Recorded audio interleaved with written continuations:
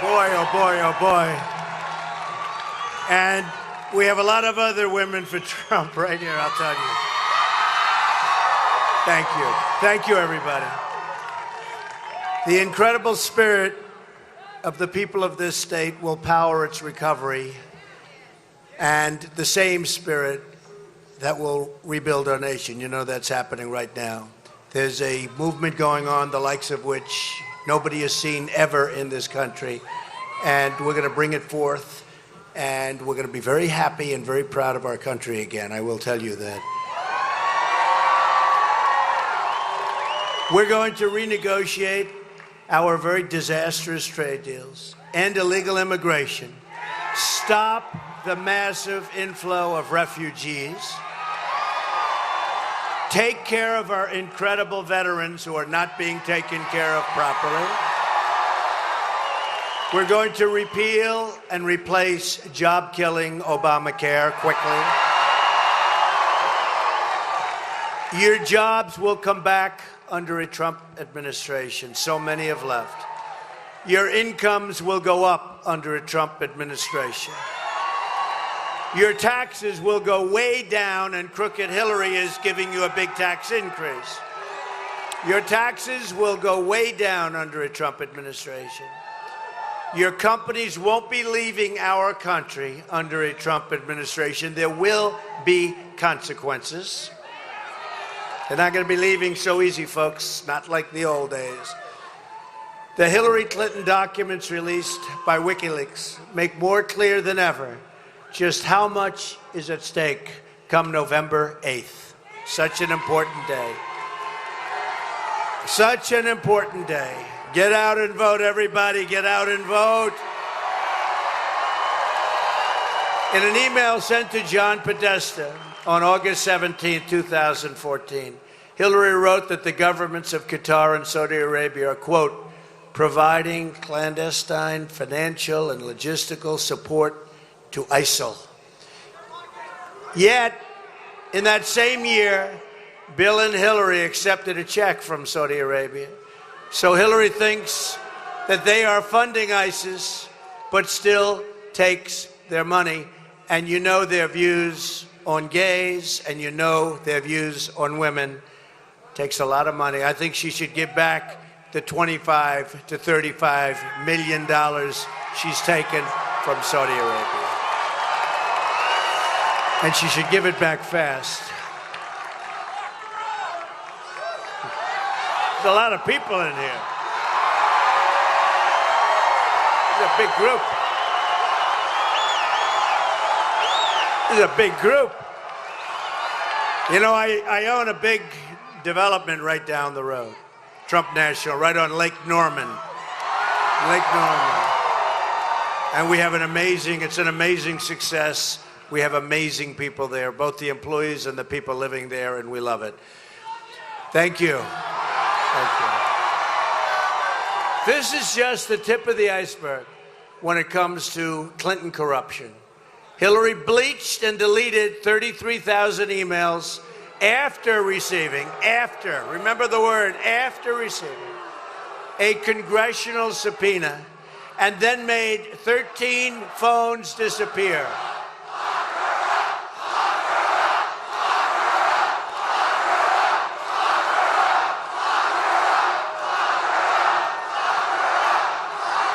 It's amazing what she's getting away with, right? It's amazing, but maybe that won't happen. She made 13 phones disappear, some by beating them with a hammer. Has anybody, when you got rid of your iPhone, knocked the hell out of it with a hammer? There's a person way, way in the back. We will find out what business that person said. She did it to cover up her crimes. It's one more reason why we need a special prosecutor to look into Hillary Clinton. And we have to investigate the investigation. The investigation. Nobody in this country has seen anything like it. This is our last chance to save our country and reclaim it for we the people. This is it. You don't have another chance. I really believe this is it. As you have seen, I am a victim of one of the great political smear campaigns in the history of our country. They are coming after me to try and destroy what is considered by even them the greatest movement in the history of our country. There's never been anything like it. Bill O'Reilly and others have said it's the single greatest political phenomena in his lifetime, and others have said the same thing. The political establishment is trying to stop us because they know we are a threat to their totally corrupt control. It's true. No one is more corrupt than crooked Hillary Clinton. Nobody. In fact, she's the most corrupt person ever to seek the presidency of the United States of America. And her specialty, if you look over the years, has been character assassination and really personally just going after people. That's her specialty. She's been doing it her whole career. The only force strong enough to smash Clinton's corrupt criminal syndicate is you, the American voter. November 8th. November 8th. After many, many years, even many decades, without complaint, the media and the Clinton campaign have brought forward false allegations less than a month before the most important election in modern times. These allegations are 100% false, as everybody, I think you know. I think you get it. I think you get it. They're made up. They never happened. When have you met tens of thousands of people, as I have? And I've met thousands and thousands and thousands of people. Know them well. It's not hard to find a small handful of people willing to make false smears for personal fame, who knows, maybe for financial reasons, political purposes, or for the simple reason they want to stop our movement, they want to stop our campaign. Very simple. These claims defy reason, truth, logic, common sense. They're made without supporting witnesses. No witnesses. Hey, 28 years ago, 10 years ago, 14 years ago, 12 years ago. Not me, believe me. Not me. Not me. You would be very impressed, actually, with my life in so many regards, including that regard. No, not a single shred of evidence. Eyewitnesses have already debunked the wild and ludicrous allegations of a magazine article that appeared. And I'll tell you what, it was just incredible. It was People magazine, and the article appeared, and a statement was made. But if it's true, they would have put it in the article. They would have had to put it into the article. But they didn't do that. And they didn't do that for a simple reason, because it never happened 12 years ago. Never complained, never talked to the bosses, never. All of a sudden, 2 nights ago, we get a call. And the call is from People magazine. They didn't even want to quote. I think maybe what we should do, boycott that issue of People magazine.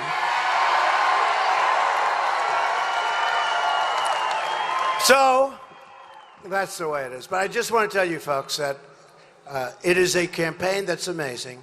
And I'm not going to be talking about it much because we want to talk about other things, and we have to talk about other things. But if it affects 5% or 2% or 10%, or it's all false stuff, it's all a concerted effort, and I think it's the only way they're going to stop us. The only way, and I don't think that's going to happen. Yeah, you can get them out of here. Get them out. Get them out.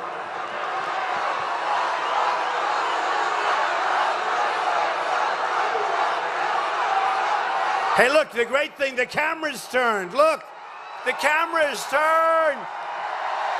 The camera's turned. Oh, that's wonderful. That's so good. It's the only way we get the cameras to turn. So, folks, here's the story. We are going to bring jobs back to North Carolina. We are going to bring borders back to our country, and yes, we will build a wall. And Mexico will be paying for that wall.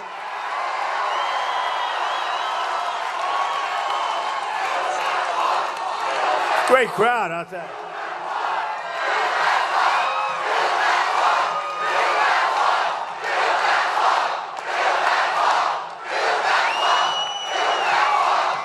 This is a great crowd. But I want to talk about jobs, because I know this part of the world. I told you, I have property here, a lot of great employees, a lot of great people, a lot of friends. And your jobs are being taken pretty much like nobody else's jobs have been taken.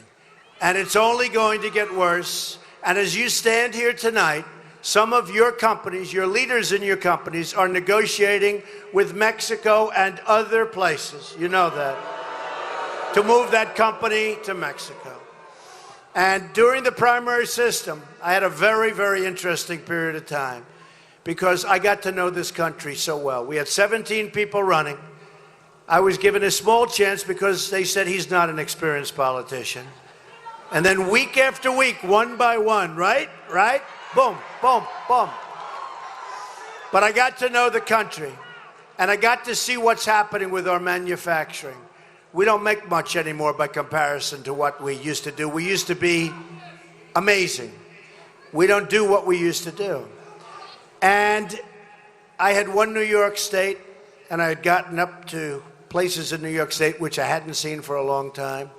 Hillary Clinton represented New York State, and she was a disaster. She was a disaster. She said she was going to bring jobs back, 200,000 jobs. Well, it was just the opposite. Jobs fled. She lied to the people of New York State. It was a total catastrophe. And if you look at what's happened to New York now, you just take a look at what's happened to New York in terms of upstate and manufacturing. You go to the different places, Albany and Syracuse and Rome. I always say that's the real Rome, but unfortunately, they're having a lot of problems. And you'll see what happens. But I went, oops, somebody's hurt. Is there a doctor in the house, please? Doctor in the house.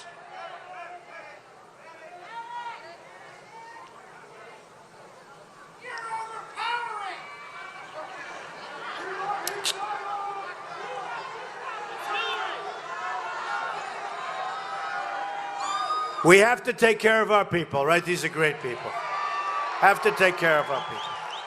And we have to take care of our country, because we don't want to be a divided country anymore. We're very divided, and we're going to take care of our country. Some of these people got here 9 hours and 10 hours ago, right? Right? Some of these people. So we can understand how there can be some problems. Are you doing okay over there? Look okay? We have tough people in this room, let me tell you. It's hot. It's hot. The other night they said Donald Trump was sweating. I was in a room that was 110 degrees. We had 17,000 people, and I'll tell you what, wasn't sweating too much for what we had. Good. We'll make sure everything's perfect here, all right? We'll make sure everything's perfect. You take your time. Our great police have just arrived. Do we love our police?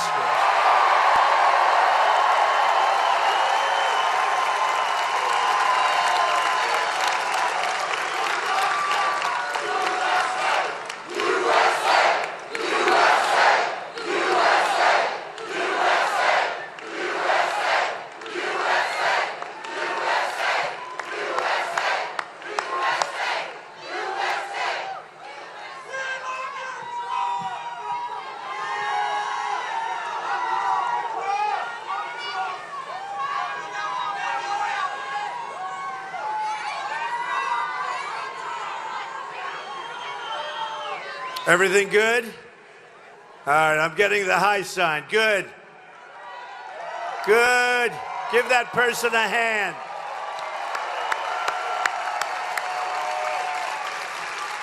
You know, when they go down at a Trump rally, they'll leave and they always come back. It's an amazing thing. It's an amazing thing. All right, so we'll keep going. You let us know if there's any problem, and I'll come down and I'll help you myself, all right? So we went to Indiana, and in going to Indiana, I got to know the great Bobby Knight. That was a great endorsement. Coach Knight. You know that story. He called, he said, Mr. Trump, this is Coach Knight. I want you to run for president. I said, Coach, I haven't made up my mind. This is a couple of years ago. He said, well, if you do, I'd like to endorse you. You just let me know. And we were winning state after state after state. And all of a sudden, we hit Indiana. And that's where we were going to maybe not do as well. Remember that? They called it our watershed.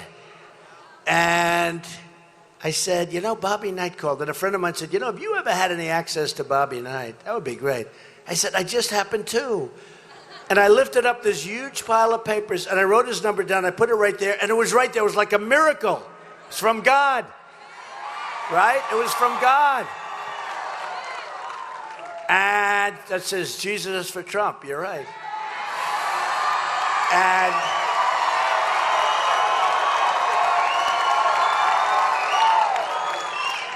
And I said, you know what, let me do that. I called Bobby Knight. He said, I'd love to be there. I want to tell you, that was a very, very strong performance that he put in and we put in. And then we went in and ran. But I really got to know our country, and I got to know it well. And I'm so proud of the people of this country. And one of the things I saw, and I said, you take care of that person. Good. Thank you. Thank you, darling. She'll be back. You watch. She'll be right back. But one of the things that happened is I saw what was going on so closely and so vividly with respect to jobs and how our jobs are being drained because of NAFTA. NAFTA is a disaster. It's a disaster. Signed by Bill Clinton.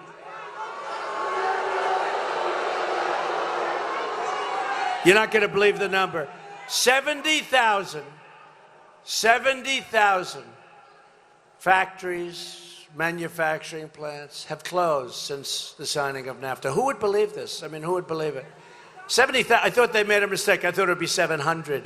I said, it can't be 70,000. Millions of jobs wasted, lost. Many people in this room are making less money now than they made 20 years ago, 18 years ago, 25 years ago in real wages. And they're working harder, so am I, so I don't feel so guilty about that. This is work, but not bad work. This is good work because we're getting to a position where if we can win North Carolina, and we're leading in Ohio, you saw that. And we're doing great in Florida. Doing great. We are doing so good in Florida. By the way, these teleprompters haven't been working for the last 20 minutes. And I actually like my speech better without teleprompters.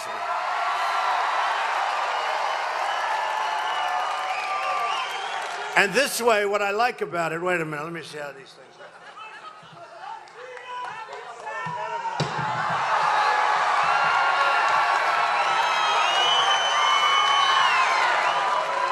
You know what? I like it better without the teleprompter. And I notice every time I look up, they're trying, it's straining, it's straining. Get this thing out of here, will you? Get it out. I like it much better without the teleprompter. You know, it's very funny. I went through 17 professional politicians, top people, and I went without any teleprompters. Then all of a sudden they said, well, now you're running in the election. You need teleprompters. And I like teleprompters. They're fine, but it's sort of cooler without it, right? Don't you think? I like it better with that. And it's a little strange when you see this list. I watch Hillary. She's got the biggest pieces of glass, and sometimes they're painted black on the other side because you see better. And she always just reads off the teleprompter. And it's short, and then she goes home and she goes to sleep. Now, she's not, look, she is not going to campaign anymore until after, because she's prepping for the debate. Now, the last time she prepped for a week also, and let's face it, you have to say, I really beat her easily. That was an easy, right?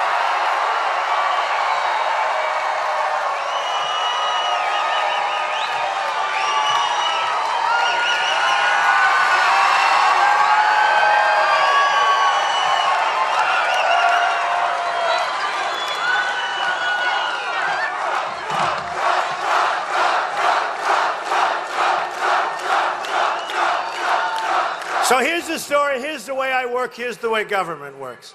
So the teleprompter's a bummer. It doesn't work. That means the company doing the teleprompter is in the back. That means they didn't do a good job. So I won't pay them, right? I won't pay them. And tomorrow, I'll have a story in the newspaper.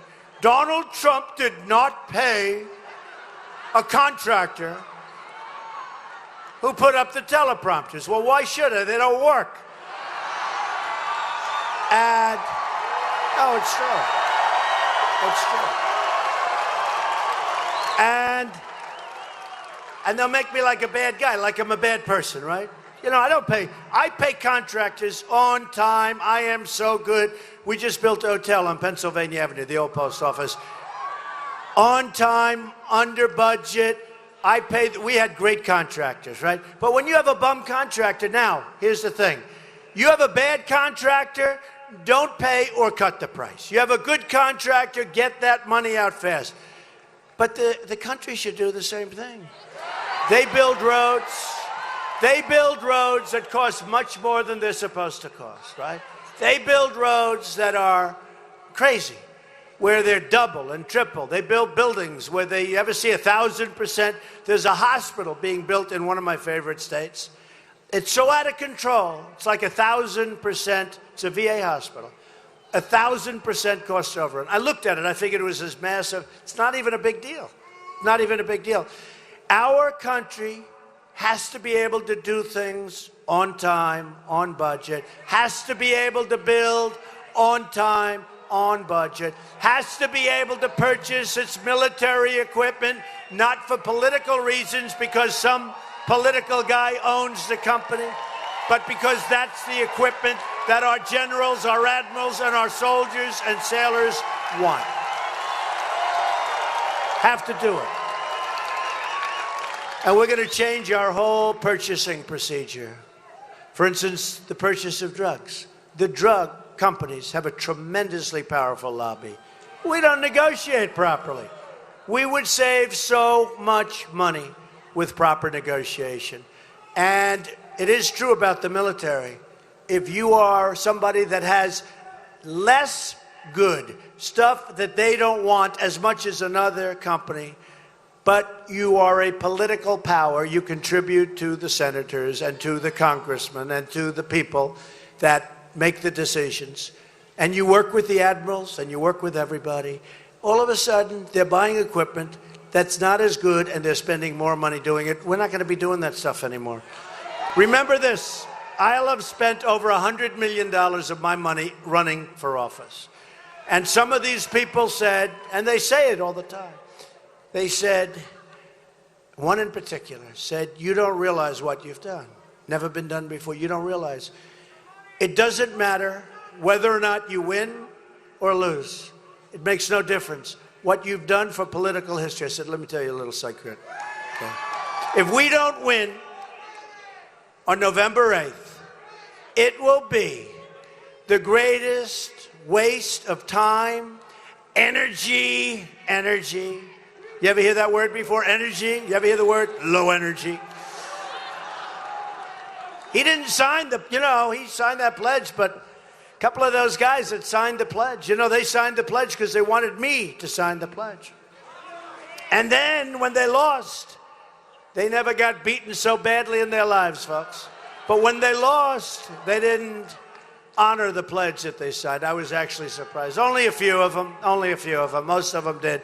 Many of them, Ben Carson, and a lot of great people. Mike Huckabee's been great. Chris Christie. We've had a lot of great support. We've had a lot of great, especially from the real world. A couple of our leaders aren't, it's not working out for them so well. But I will tell you this. We are going to have an amazing victory on November 8th. We're going to come back here and celebrate, but we're going to have an amazing victory. Because this is all about the people. This is now about the people. So let me just tell you, I was talking about jobs. And when you get, I feel the same way. When you get to the different places within our country and you see how our companies are being sucked out into Mexico and other places, here's what's going to happen. I go to Indiana and I see Carrier Air Conditioning. 1,400 people that followed me all over Indiana, so many of them, so much support. They were fired. They were there for some of them 25 years longer.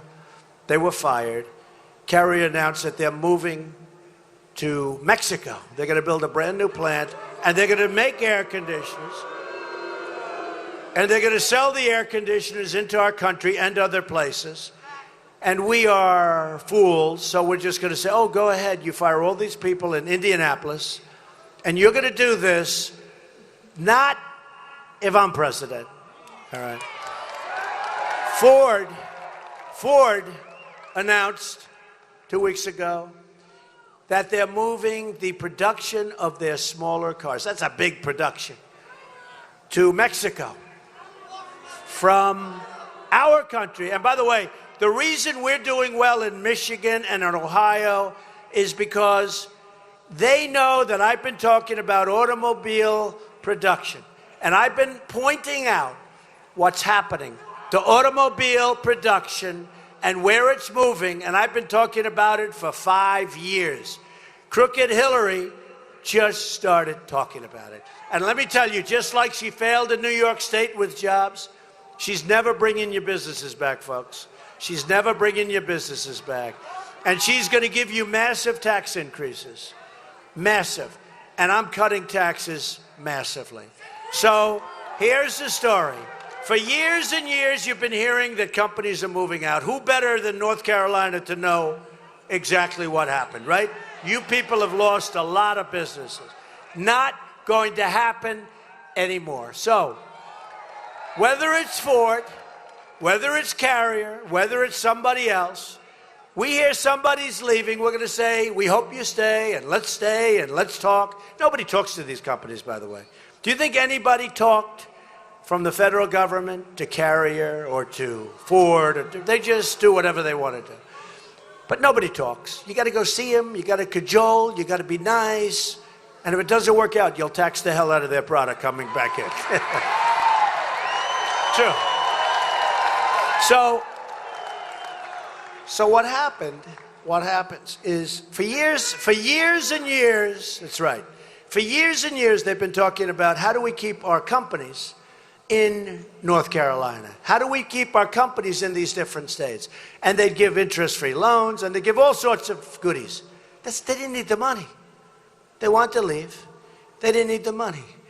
So I've been talking for the last 6 months. I said it's very simple. I mean, I do it before I said a sentence. What you do is you say the following. Carrier, are you staying or are you leaving? Well, we're leaving. By the way, nobody's going to leave once you tell them what's happened. Nobody's leaving. So they're leaving because they're a little early.